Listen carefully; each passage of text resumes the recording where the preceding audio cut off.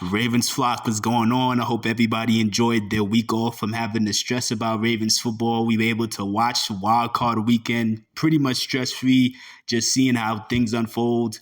I was going to cover the Steelers-Ravens game at the end of the season, but there was really, in my opinion, there was really nothing to talk about other than really Trenton Simpson. Like from the little bit we saw of him, he looked explosive. He looked like he has a bright future ahead of him.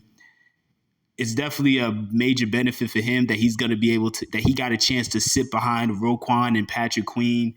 Even if PQ leaves after this year, just having that 1 year to sit behind literally the best linebacker duo in football, I think that'll help him out a lot. Also, Jadeveon Clowney, he hit a major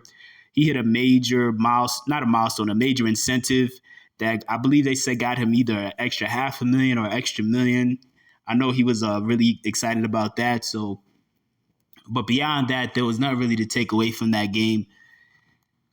I still saw a bunch of other games around the NFL that kind of piqued my interest.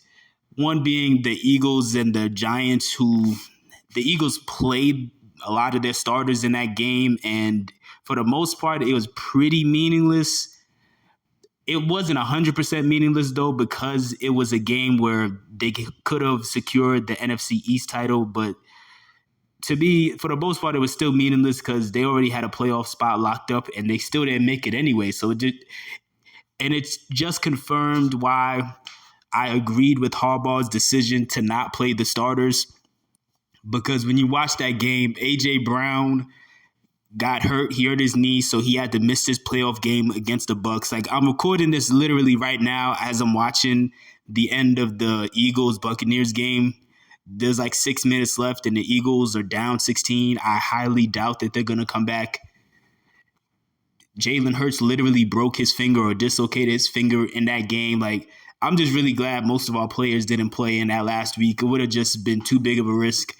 I didn't like seeing Patrick Queen out there, but at least for the most part, Patrick Queen came out of it not 100% unscathed, but he's still obviously banged up. He admitted it. He's been hurt, really, in my opinion, since that Bengals game. But nonetheless, another notable thing that happened a few weeks ago was the Ravens signed Dalvin Cook. Dalvin Cook, he was with the Jets. The Jets cut him. He wanted to go to a contender. He was trying to choose between going to the Dallas Cowboys or the Baltimore Ravens. He made the right decision.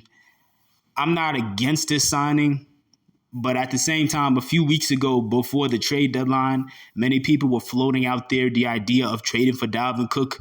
I was against it. The only running backs who I felt like it would have really made sense for us to take that sort of shot at is either Saquon Barkley or Derrick Henry. But I also made the point that I really didn't care. I felt like if we made a move for Saquon or Derrick Henry, that would have been cool. But at the same time, when we ended up not getting them, I wasn't against it because, like I said, I did a video talking about we got Gus, we should trust him. Overall, that video, of course, was just to make the point that we have a room of serviceable running backs who can get the job done and are efficient in their own right, like having Gus. And at the time, before Keaton got injured, we had Keaton. We got Justice Hill. We got a solid room of guys. So to me, I didn't think trading for Dalvin Cook really made much sense. But getting him under these circumstances, I'm cool with it. I think it's a really smart move by Eric DeCosta. It's literally low risk, extremely high reward. I don't know if he really has anything left in the tank, but at the same time, we're going to find out in the next couple of weeks. Hopefully he does. But again, it's a low risk, high reward. I think they only had to pay $20,000 to him because the Jets already paid his full salary. So that's definitely an ideal situation. Another thing that has come out over the past couple of days is Mark Andrews is officially back. They've put him back. They got him in the 21-day window to practice. So I don't anticipate him coming in for the divisional round game. I think they're more so just kind of getting him ready and ramping him up, preparing him to make an appearance either in the AFC Championship game or in the Super Bowl, but most likely at the bare minimum, the AFC. Well, yeah, no, I think the AFC Championship game, we probably are going to see Mark, but definitely the Super Bowl. So I'm excited to see that. I'm excited to see just how hard he worked to recover from what's really his first major surgery, like his first major injury. He's gotten banged up before in the past, but this was definitely his most serious injury, and he still was able to rehab, work his butt off to get back, like essentially in the same season. So I was excited about that. Some other Ravens news that came out over the past like week and a half is Mike McDonald and Todd Monken have been some major subjects for interviews for head coaching positions. Mainly Mike McDonald. I've heard a little bit of rumors about some players and teams being interested in bringing in Todd Monken, but not a whole lot. But as far as Mike McDonald, he seems to be like the number one guy that a lot of these teams have their eye on. I think it's unlikely that he comes back. I hope he does. I really, really hope he does, but it's unlikely. Some people suggested that we should fire Harbaugh and just elevate Mike McDonald to like the new head coaching position.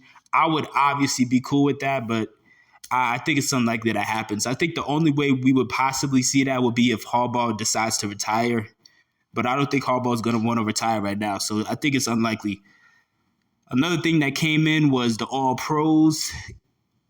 So Lamar Jackson, Kyle Hamilton, and Roquan Smith were like first team All Pros, but also Patrick Queen and Justin Madubuike were also second team All Pros. I think they kind of snubbed Justin Madubuike a little bit. Like he was clearly the best defensive tackle in football this year, whether you actually look at the stats for sacks and pressures or whether you just watch the tape. Like he is completely taken the league over by storm, even though nobody's paying him attention. Like the teams that are playing us are paying attention because now as you saw the last couple weeks going into the end of the season, you started to see him get some of that Aaron Donald treatment where he was getting doubled and triple teamed. But it is what it is. I don't think Madubuike is too worried about that. I don't think anybody's too worried about Pro Bowls or All Pros on the team right now. Everybody's just trying to get ready for this playoff run. Last thing is, as of today, the Bills beat the Steelers. So now the divisional round is officially set. This Saturday, we're going to be playing the Houston Texans. It's going to be a rematch of that week 1 matchup where we beat them. I think the score was 25 to like 9. I think that was the score. This time around, it's obviously going to be a much tougher game. Well, at least I think it is. Who knows? We've blown so many good teams out to where we might blow them out again too. So who knows? But either way, we still got to take them very seriously. Obviously, they're red hot right now. Their quarterback is coming off of one of the greatest rookie seasons for a quarterback we've ever seen. So we definitely got to take this very seriously. I'm very interested to see how it plays out. But let me know what your thoughts are on some of the recent things that have happened in the week that we've had off. Do you think Mark Andrews is going to be back for the divisional round, or do you think they're going to wait until the AFC Championship or the Super Bowl game to bring it back? And do you think that anybody got snubbed from the All Pros or the Pro Bowls? I definitely feel like Geno Stone got snubbed too. Like he's still second in the NFL in interceptions this year, and it seems like nobody's paying him attention. But let me know what your thoughts are in the comments section below.